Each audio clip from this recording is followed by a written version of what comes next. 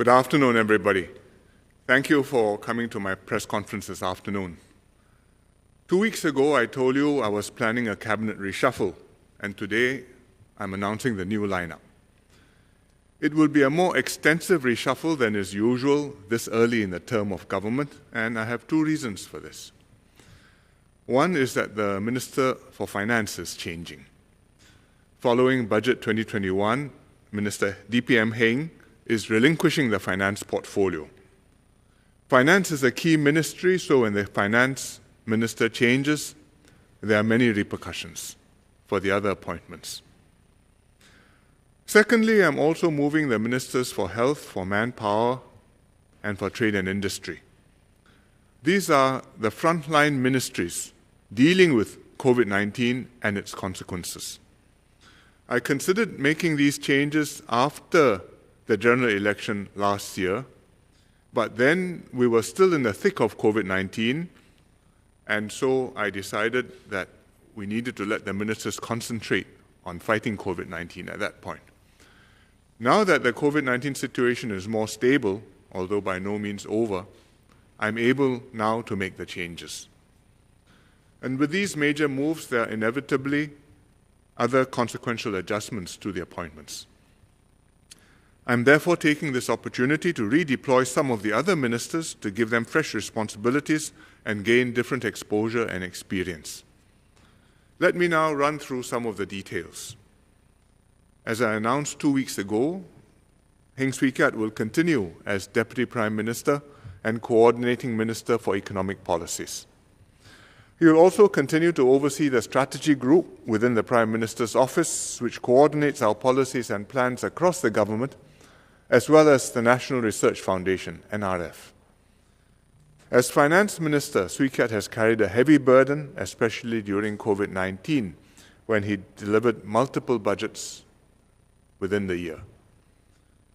Relinquishing finance will free him to concentrate more on the whole of government economic agenda, including chairing the Future Economy Council and incorporating the recommendations of the emerging Stronger Task Force into the work of the Council. He will also continue to co-chair the JCBC, the Joint Council for Bilateral Cooperation, together with PRC Vice Premier Han Zheng. Lawrence Wong will take over as Minister for Finance. Lawrence has been assisting Swee Keat as Second Minister since 2016, so he has the experience and is a natural fit for the job. The MOF team is otherwise unchanged. Minister Indrani Raja will support Lawrence as Second Minister.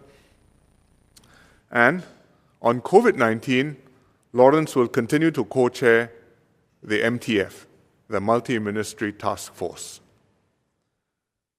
Chan Chun Sing will move to the Ministry of Education. Chun Sing has done an excellent job getting our economy back on track and preparing our industries and companies to respond to structural changes in the global economy. This has been a major national priority. Now I'm sending him to education, where he will build on the work of previous education ministers to improve our education system, to bring out the best in every child and student, and to develop young Singaporeans for the future. Nurturing people is quite different from growing the economy or mobilizing unions. And I look forward to Chun Sing taking on this fresh responsibility and broadening his experience. Gan Kim Yong will take over as Minister for Trade and Industry. Kim Yong has been Health Minister for almost a decade. In fact, almost a decade. He has been a point man in the fight against COVID-19, co-chairing the Multi-Ministry Task Force. At Ministry of Health, he implemented many major healthcare reforms and leaves a significant legacy of enhancements and improvements to the healthcare system. Right now, MTI, where he is going, is a key ministry. In MTI, Kim Yong will oversee our economic recovery from COVID-19 and pursue new opportunities to grow our economy. He is well suited to this role because he was previously Minister for Manpower, and he also served in MTI, in fact with me, very early in his career, before he spent 16 years in the private sector.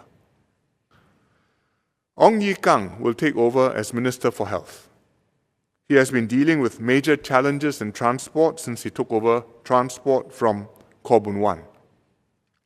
He continued Boon Wan's improvements to the public transport system. Since COVID-19, Ye Kung has been working on reopening our borders and protecting our status as an air and sea hub. At the Ministry of Health, he will build on the strong foundation laid by Kim Yong in healthcare and deal with issues like aging, healthcare infrastructure, and healthcare finance. These need our unremitting efforts, spanning multiple health ministers.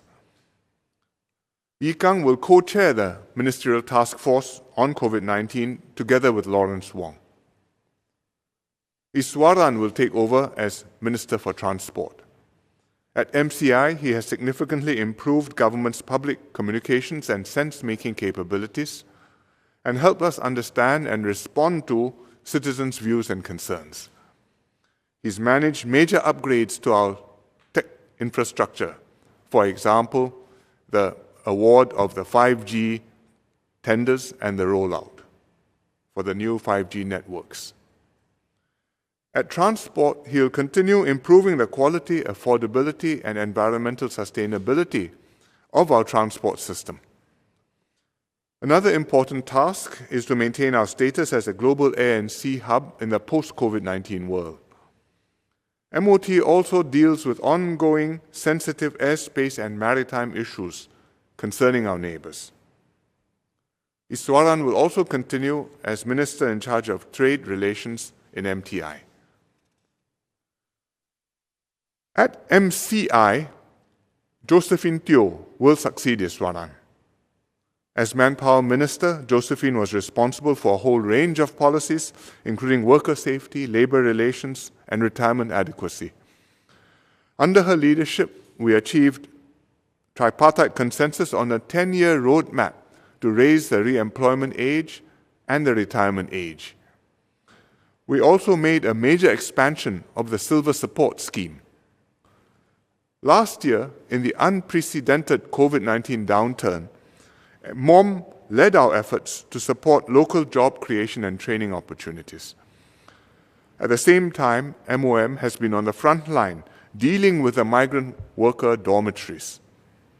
Through all this, Josephine has been steadfast in working to support our lower wage workers and upgrade their incomes. This project is making good progress, and she will see this through, even though she has gone to MCI. Josephine will continue as Second Minister for Home Affairs. Tan See Leng will step up as Minister for Manpower. Since he was appointed Second Minister in MOM in July last year, he has been leading our efforts to tackle COVID-19 in the migrant worker dorms. Now he'll take on a full range of responsibilities in MOM. See Leng will continue as Second Minister in MTI. This will help us connect the work of the two vital economic ministries, particularly on restructuring the economy and the workforce. The rest of the ministers and ministries are unchanged. There are quite a number of the ministers also have additional responsibilities. Most are unchanged, but I'll mention two changes. Josephine Teo is taking over as Minister in charge of Smart Nation from Vivian Balakrishnan and taking over as Minister in charge of Cybersecurity from Iswaran. And Edwin Tong will take over as Deputy Chairman of the People's Association from Chan Chun Sing. Apart from the ministers, I'm also rotating some of the newer POHs. Koh Poh Kun will be the Senior Minister of State at the Ministry of Manpower in addition to his appointment in Health. Poh Kun has been seconded to NTUC as Deputy Secretary General since 2018. I've asked the NTUC Central Committee to let Poh Kun come back to the government, which they have agreed. And it's very good for the labour movement to have someone familiar at MOM, especially one who has been working on worker training. So that's why I'm sending Poh Kun to MOM. After discussing with Secretary General Ng Chee Meng, I'm sending Chee Hong Tat to NTUC to replace Poh Kun. Hong Tat will relinquish his appointment in the Ministry of Foreign Affairs, but he will remain in the Ministry of Transport. At MFA, Hong Tat will be replaced by SMS Sim Ann, who will in turn relinquish her portfolio at MCI.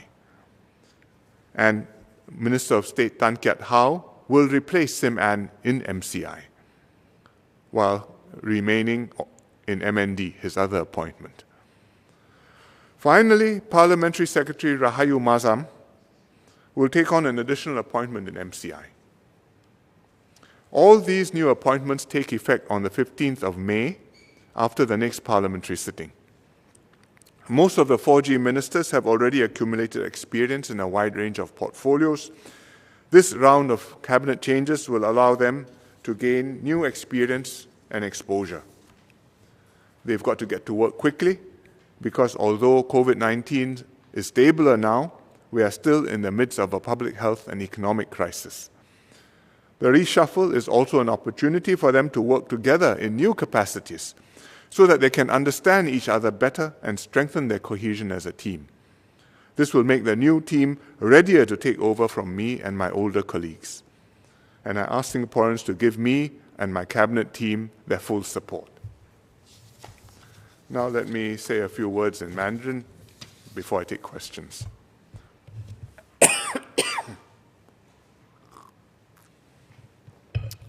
大家下午好。我在这个时候提前对内阁和政治职务做了重要的调整。除了王瑞杰副总理卸下财政部长的职位，由黄循财部长接任之外，其他好几位部长也被调动。我这么做主要有2个原因。第一，财政部是政府的重点部门，很多政策和措施都需要财政部的协调，因此财政部换人时肯定会牵涉到不少其他部门的人选。第二，去年的冠病疫情影响了我大选之后的布阵。大选后，我本想调动贸工部、卫生部和人力部的部长，但因为当时疫情严峻，这些部长都扮演着关键角色，所以我决定让他们继续全心全力执行他们各自的防疫任务。现在，我国整体上有一套相当完善应对疫情的策略，经济情况和疫情也逐步的稳定下来。所以在这个时候调整内阁，做比较全面的重组，为新加坡的长远发展做更好的准备，我看是正确的决定。同时，这也让我的团队有机会吸取更广泛的新的经验。5月国会会议之后，任职新部门的部长将从5月15日开始他们新的工作。过去几年，多位年轻部长已经累积了不少经验。这次他们在不同的领域服务，不仅让各位部长各尽所能，发挥所长，同时也让整个团队做有成就，同心同德，治理好新加坡，造福国人。我预请国人继续支持我和我的团队，一起与我们应对挑战，继续守护我们的未来。谢谢。Now I'll take some questions. PM, if I may moderate, can I ask those who want to ask questions to put up the raise hand function in Zoom? Okay, I recognize Zakir from Straits Times. Zakir, if you can unmute. Hi, PM. Hi, Zakir. From the Straits. Yes. Hi, PM. Zakir from the Straits Times. Yes. This is quite a sudden reshuffle, but quite major at the same time. 7 out of 15 ministries. Some of them have been in post for less than a year. Would we be able to get your response to this, but also what the overriding consideration is behind these moves? It's a major reshuffle, but it's not a sudden one. Normally, every year after the budget, I review the cabinet lineup of the appointment holders and make adjustments. Usually minor adjustments here and there, but at least one major reshuffle somewhere in the course of the government's term. As I explained at the beginning in my remarks, this reshuffle comes earlier in the government's term than normal. And there are two reasons for that. One is because I'm moving the Minister for Finance. And once you move the Minister for Finance, you're moving a major piece on the chessboard, and you have to make many consequential redeployments. And secondly, because I had wanted to adjust the appointments in MTI, MOH, and MOM after the elections, but held off until now. So the appointments which I made immediately after the elections, in a sense, were an interim set of changes, and now I'm making the full set of changes. And some of the interim changes led up to here, and therefore the ministers who were appointed remain, for example, MND.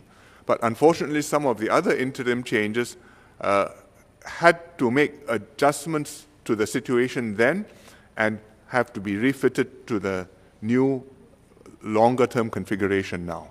And therefore, I have had to move two ministers who have only been in their appointments quite a short time, which is Lawrence in MOE and Ong Ye Kung in MOT. But unfortunately, it can't be helped. I think it's a bit disruptive for the ministries. They have made contributions. They are getting into their stride, and now I have to disrupt them. But I hope that after this adjustment, the new ministers in those two posts will be able to settle down for some time. Thank you, PM. Next, I see Waiman Zhao Bao. Waiman, please. Yes, Wei Man. Hi, good afternoon, Prime Minister. I'm following up actually on ST Zakir's question, especially seeing some of the 4G ministers, for example, Minister Lawrence Wong and Minister Ong Ye Kung, leaving ministries that they have recently taken over. Were you concerned that these moves might be disruptive and could send mixed signals? For example, I think right after the general election, you spoke about how the Transport Ministry requires a minister with political nous, given that there are a lot of bilateral engagements. So I think many are watching Minister Ong Ye Kung's move to MOH. So why the decision? And can you share also about the consequential changes to having both Minister Ong Ye Kung and Minister Lawrence Wong being co-chair of the COVID-19 MTF? Thank you. Well, I appoint my ministers where they can best make a contribution. And in July, when we last made the appointments, I knew that there were major slots to be filled, especially in MOH, where Kim Yong had been minister for some time, but I was not ready to move Kim Yong, and I was able to put Ye Kung into MOT, and I think in less than a year in MOT, he has made an impact there. I'm now following through to put Ye Kung into MOH, and because he is in MOH, and he will be handling COVID on the front line, looking after the MOH part of it, I'm putting him to co-chair together with Lawrence Wong. Lawrence was co-chair not on the basis of his appointment previous or of his previous appointments, but on the basis personal to him, and so Lawrence continues to co-chair, but Gan Kim Yong, having come out from MOH, I think it's best that the MOH minister sits there together with Lawrence Wong on the MTF. Thank you. Let's see, maybe someone from MediaCorp. Si Hui, perhaps? Thank you. Hi, this is Si Hui from CNA. Hi. This is a continuation from earlier questions as well. Some may be concerned at the disruption in Singapore's fight against the pandemic, especially amid new infections at Westlight Dormitory. With the two MTF co-chairs changing their portfolios, what's your response? I understand Ong Ye Kung will be replacing Gan Kim Yong. Well, only one of the co-chairs has changed. Lawrence Wong remains on the MTF as co-chair. Ye Kung replaces Kim Yong as co-chair. But if you're talking about the dormitories, the front line handling them is MOM and Tan See Leng particularly, who has been specifically assigned the dorms responsibility, and Tan See Leng will now become Minister for Manpower, and it remains his responsibility.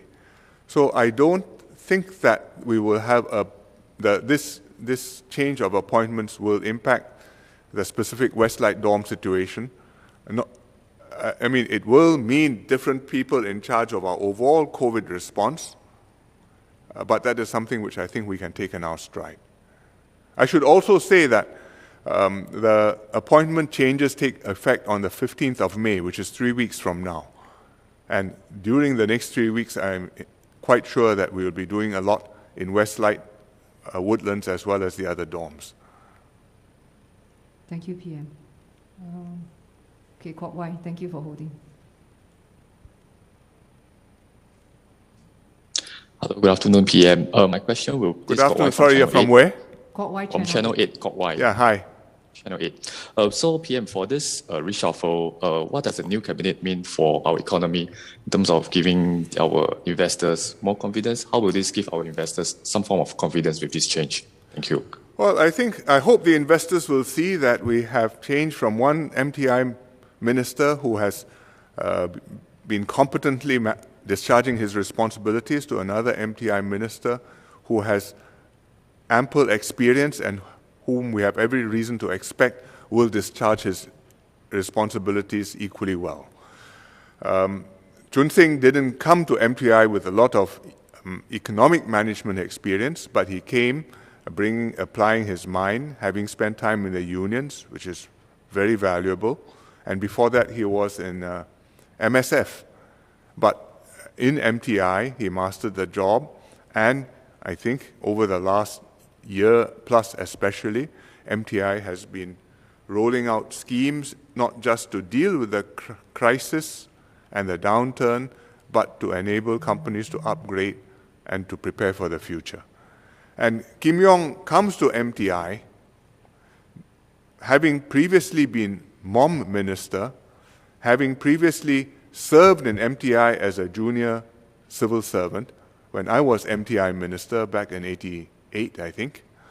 And in between, he had spent more than a decade, 16 years in the private sector, which I think is valuable experience for anybody who becomes MTI minister. So I am sure that the investors will look at this and will, I mean, if they don't know Kim Yong by now from the MTF, if they read his CV, I have no reason to doubt that they will maintain full confidence in Singapore. Thank you, PM. Martino, Mothership. Hi, good afternoon, PM. Good afternoon. Hi, Martino. Hello, hi, PM. In terms of leadership renewal, I noticed that there are no changes among the 4G ministers. Maybe among the 3G ministers. Maybe you can share with us your thinking behind this. What do you mean by changes? Movements? Movements, yeah, except Minister Gan. Well, the ministers who needed to be moved have been moved, and the numbers are not small. As you know, there are 7 ministers who are being posted or promoted, and I think that for the rest, I looked at it and I decided that we needed to continue with them where they were for now.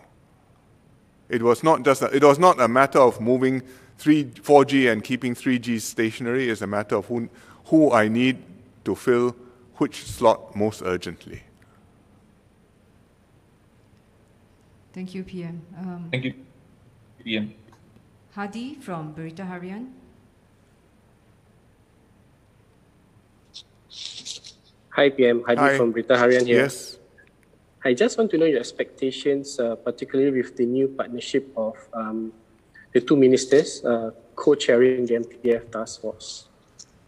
I expect all of them to work closely together and cooperate to make sure that the policies are well coordinated and nothing slips through the cracks. That's how the team has to work. And that's how the whole cabinet has to work.